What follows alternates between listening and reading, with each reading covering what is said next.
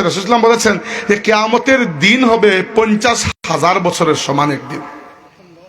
ওই দিনটা এত কঠিন হবে, ওই দিন দেখেই মানুষের চক্ষু বিস্ফোরিত হয়ে বেরিয়ে আসবে।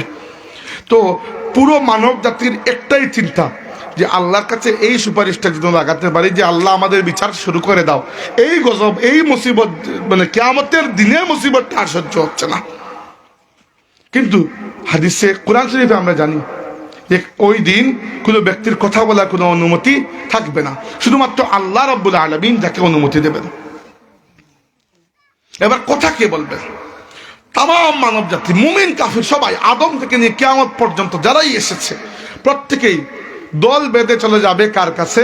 যে মানব জাতির আদি পিতা সাইয়্যিদুনা ওয়া নবিয়ুনা আদম আলাইহিস সালামের কাছে, যে আপনি তো মানব জাতির পিতা, আমরা আপনার সন্তান, বড় বিপদের মধ্যে আছি, আপনি আমাদের জন্য আল্লাহর কাছে একটু সুপারিশ করুন যেন আল্লাহ বিচার কার্য শুরু করে দেন, আর এই মুসিবত আর সহ্য হচ্ছে না। তখন আদম আলাইহিস সালাম বলবেন লাস্তু লাহা, আমি এই কাজের জন্য নয়, আসলে আমি এটা করব না।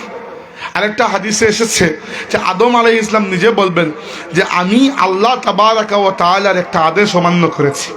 আল্লাহ রাব্বুল আলামিন বলেছেন যে ওয়ালা তাকরাবা হাযিহি শাজারা, জান্নাতে থাকো, খাও, যা ইচ্ছা করো, খালি ওই গাছের কাছে যেও না। আর আমি চলে গেছি গাছের কাছে। হ্যাঁ, পরে তাওবা করেছি, আল্লাহ রাব্বুল আলামিন আমার তাওবাকে কবুল করেছেন, কিন্তু আজকের এই দিনের ভয়াবহতা দেখে আমার আবার ওটা মনে হয়েছে, যদি আল্লাহ একবার জিজ্ঞেস করে ফেলেন যে আদম, না করেছিলাম না যেতে কেন গিয়েছিলে, এই জন্য আমি কথা বলবো না। ওয়ালাকিন্নাকুম নূহ আলাইহিস সালাম, তোমরা যেতে পারো, আমি তোমাদেরকে পরামর্শ দিচ্ছি নূহ আলাইহিস সালামের কাছে। এবার নূহ আলাইহিস সালামের কাছে মানব জাতি যাবে, গিয়ে বলবে ইয়া নূহ ইশফা লানা ইলা রাব্বিক, আমাদের জন্য আল্লাহর কাছে, আপনার রবের কাছে একটু সুপারিশ করুন। নূহ আলাইহিস সালাম বলবেন লাস্তু লাহা, আমি করবো না। আর আরেকটা রিওয়ায়াত আছে, তিনি বলবেন যে আমি একটু চিন্তার মধ্যে আছি, যে আমি আমার ওই কাফির পুত্র কিনানের জন্য বলেছিলাম ইন্নাহু, আমি বলেছিলাম আল্লাহ যে এটা আমার সন্তান, এটাকে নৌকার উপরে তোলার অনুমতি দাও। আল্লাহ বলেছেন ইন্নাহু লাইসা মিন আহলিক, এইটা তোমার সন্তান নয়, কারণ এটা নাফরমান। বায়োলজিক্যাল সন্তান যদি হয়ও তবুও তো নাফরমান। আল্লাহ রাব্বুল আলামিন আর কিছু করেন না, জাস্ট নূহ আলাইহিস সালামকে কারেক্ট করে দিয়েছেন। কিন্তু কিয়ামতের দিনের অবস্থা দেখে নূহ আলাইহিস সালামের আবার মনে হয়েছে, যদি আল্লাহ জিজ্ঞেস করে বসেন যে তুমি আল্লাহর রাসূল হওয়া সত্ত্বেও একজন কাফিরের জন্য কিভাবে দোয়া করো, যদিও এটা কোনো ধরার বিষয় নয়, আল্লাহ ধরেনও নাই, আল্লাহর নবীরা তো নিষ্পাপ, আল্লাহর নবীরা মাসুম, কিন্তু যেহেতু তিনি আল্লাহর রাসূল, তাই ছোট ছোট বিষয়ে তিনি খেয়াল করেন, এটাই তো তাদের বৈশিষ্ট্য। ওয়ালাকিন্নাকুম ইব্রাহিম, তোমরা যেতে পারো আল্লাহর আরেক রাসূল ইব্রাহিম আলাইহিস সালামের কাছে। ইব্রাহিম আলাইহিস সালাম আল্লাহর রাসূল, আল্লাহর খলিল, সবকিছু। ইব্রাহিম আলাইহিস সালামও বলবেন লাস্তু লাহা, আমি এই কাজের জন্য না, আমি এই কাজ করতে পারবো না। এবং আরেকটা রিওয়ায়াতে আছে ইব্রাহিম আলাইহিস সালাম বলবেন যে আমি দুই একবার তাওরিয়া করেছিলাম, ডাবল মিনিং কথাবার্তা বলেছি, আল্লাহর কাছে এই আশঙ্কা করছি রব্বে কারীম যদি আমাকে জিজ্ঞেস করেন। মিশরে যাওয়ার পরে তার স্ত্রীকে ওই বাদশা কিডন্যাপ করতে চেয়েছিল, তখন তিনি নিজের স্ত্রীকে স্ত্রী পরিচয় না দিয়ে বোন পরিচয় দিয়েছিলেন। আর প্রত্যেক মুমিন তো আরেক মুমিনের ভাই বোনই লাগে, তিনি এই সেন্সে পরিচয় দিয়েছেন তার স্ত্রীকে, তার স্ত্রী ইজ্জতকে রক্ষা করার জন্য। এটা কোনো অপরাধ নয়, আল্লাহ ধরেনও নাই, তবুও তার মনের মধ্যে একটা চিন্তা আসবে, যদি আল্লাহ জিজ্ঞেস করেন তাহলে আমি কি বলবো। ওয়ালাকিন্নাকুম মুসা, তোমরা চলে যাও মুসা আলাইহিস সালামের কাছে। যাবে মানুষ যে আপনি তো কালিমুল্লাহ, আপনি আল্লাহর এত প্রিয়, এত মায়ার, তাই না? মুসা আলাইহিস সালামের সাথে কথা শুরু হলে তো আল্লাহর কথা শেষই হয় না। কোরআন শরীফে 2-3 রুকু খালি মুসার সাথে আল্লাহর গল্প চলে, তাই না? সূরা তাহা, সূরা কাসাস খুলে দেখবেন, মুসা আলাইহিস সালামের সাথে আল্লাহ গল্প করতেছেন তো করতেছেন।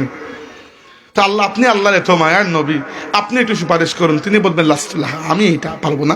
ওয়ালাকিন্নাকুম ঈসা, তোমরা চলে যাও ঈসা আলাইহিস সালামের কাছে। এবং আরেকটা রিওয়ায়াতে আছে মুসা আলাইহিস সালাম এটাও বলবেন যে আমি এক ব্যক্তিকে ঘুষি দিয়ে মেরে ফেলেছিলাম, যদি আল্লাহ রাব্বুল আলামিনের কাছে আমি সাথে সাথে তাওবা করেছি, এবং ইচ্ছা করে তো তিনি হত্যা করেন নাই, নাউজুবিল্লাহ, তিনি আল্লাহর রাসূল, তিনি আল্লাহর নবী, তিনি আল্লাহর মায়ার। কিন্তু যদি আল্লাহ পাক আজকে জিজ্ঞেস করে ফেলেন আমাকে যে মুসা এত জোরে ঘুষি মারলে কেন, তাই না? তখন একটা লজ্জায় পড়ে যাবো, আমি পারবো না। মানুষ যাবে ঈসা আলাইহিস সালামের কাছে। ঈসা আলাইহিস সালামও বলবেন লাস্তু লাহা, কিন্তু তিনি এরকম কোনো কথা বলবেন না যে কথাগুলো আগের নবীরা বলেছেন, কারণ ঈসা আলাইহিস সালামের আখলাক, এত সফেদ, এত সাদা যে তিনি এইরকম কিছু কোনোদিন করেন নাই। রাসূল সাল্লাল্লাহু আলাইহি ওয়াসাল্লাম বলেছেন যে আমার সবচেয়ে প্রিয় মানে নিকটের নবী হচ্ছেন ঈসা আলাইহিস সালাম। এবং ঈসা আলাইহিস সালাম আমাদের উম্মতের জন্য সবচেয়ে বড় আমাদের সম্পর্কের বিষয়, কারণ ঈসা আলাইহিস সালামকে আল্লাহ মৌত দেন নাই, জিন্দা আসমানে উঠিয়ে নিয়েছেন। কিয়ামতের আগে ঈসা আলাইহিস সালাম দুনিয়াতে আবার আসবেন, আর আমার নবীর ইসলামের মিশনকে তিনি সফল সার্থক করে সারা দুনিয়াতে ইসলামকে তিনি বিজয়ী করবেন, দাজ্জালকে হত্যা করবেন। তার নেতৃত্বে মুসলমানরা, আল্লাহ নবী বলেছেন ইন্নাল্লাহা জাওয়ালিয়াল আরদ ফারাআইতু মাশারিকাহা ওয়া মাগারিবাহা ওয়া ইন্না উম্মতি সায়াবলুগু মুলকুহা মা জুইয়ালি মিনহা। আমাকে আল্লাহ দুনিয়ার পূর্ব থেকে পশ্চিম পর্যন্ত ছোট করে একসাথে দেখিয়ে দিয়েছেন, আর আমি দেখেছি যে আমার উম্মতের মুলুকিয়াত, বাদশাহী, কর্তৃত্ব মানে রাজত্ব, বেটাগিরি একসময় দুনিয়ার এক প্রান্ত থেকে আরেক প্রান্ত পর্যন্ত পৌঁছে যাবে। ওটা কখন হবে? কার নেতৃত্বে? ঈসা ইবনে মারিয়াম সালামুল্লাহি আলাইহি ওয়া তাদের নেতৃত্বে, সাথে ইমাম মাহদী আলাইহিস সালাম তো আছেন। তো যদি বলছিলাম ঈসা আলাইহিস সালাম বলবেন আমি পারবো না, ওয়ালাকিন্নাকুম মুহাম্মাদুন সাল্লাল্লাহু আলাইহি সাল্লাম, তোমরা চলে যাও মুহাম্মদ সাল্লাল্লাহু আলাইহি সাল্লামের কাছে।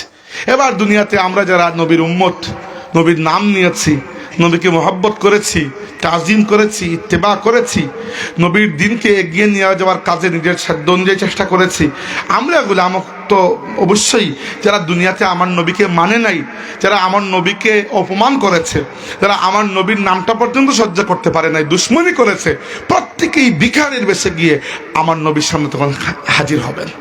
হাজির হয়ে বলবেন ইয়া রাসূলুল্লাহ ইশফা লানা ইলা রাব্বিক, ইয়া রাসূলুল্লাহ আপনার রবের কাছে আমাদের জন্য সুপারিশ করুন। আমাদের নবী সাল্লাল্লাহু আলাইহি ওয়াসাল্লাম মানুষকে নিরাশ ফিরিয়ে দেবেন না, বলবেন না লাস্তু লাহা, যে আমি পারবো না, বলবেন আনা লাহা, আমি এই কাজটা করতে পারবো, আমি এই কাজটা করতে পারবো। হাদিসে এসেছে তখন রাসূল করিম সাল্লাল্লাহু আলাইহি ওয়াসাল্লাম সমস্ত মানব জাতির জন্য সুপারিশ করতে আল্লাহ রাব্বুল আলামিনের কাছে অনুমতি নেবেন, কারণ ওই দিন আল্লাহর অনুমতি ছাড়া তো কেউ কথাই তো বলতে পারবে না। আমি আল্লাহকে গিয়ে বলবো আল্লাহ আমি কিছু কথা বলার অনুমতি চাচ্ছি, আল্লাহ বলবেন বলো। কথা বলার আগে আমি আল্লাহর হামদ গাইতে শুরু করব। এমন হামদ তো জানেন হামদে বাড়ি তাআলা, এমন হামদ যে হামদটা এখনো আল্লাহ আমাকে শেখান নাই, ওই দিনের জন্য বিশেষ করে আল্লাহ রেখে দিয়েছেন, ওই দিনের জন্য রেখে দিয়েছেন। এরপরে আল্লাহ নবী বলেছেন, ওই হাদিসটা সহিহ বুখারীতেও আছে, সহিহ মুসলিম মুত্তাফাকুন আলাইহি হাদিস। এরপরে বলেছেন যে ফাআহমাদুহু বিতিলকাল মাহামিদি ওয়া আখিরু লাহু সাজিদা, আমি ওই হামদে বাড়ি তাআলা গাইতে গাইতে আল্লাহর আরশের সামনে সিজদায় পড়ে যাব। ফায়ুকালু, আল্লাহর পক্ষ থেকে তখন আমাকে ডাকতে হবে, বলা হবে ইয়া মুহাম্মদ ইরফা রাসাক, হে মুহাম্মদ মাথা তুলো, মাথা উঠাও। কুল ইউসমা ওয়াসাল তুতা ওয়াসফা তুশাফা, হে মুহাম্মদ সাল্লাল্লাহু আলাইহি ওয়াসাল্লাম মাথা উঠাও, তুমি বলো, আজকে যা বলবে আমি আল্লাহ শুনবো। ওয়াসফা তুশাফা, তুমি সুপারিশ করো, শাফাআত করো। আজকে তুমি আমার নবী, যার জন্য সুপারিশ করবে আমি আল্লাহ এর জন্য তোমার সুপারিশকে কবুল করে নেব।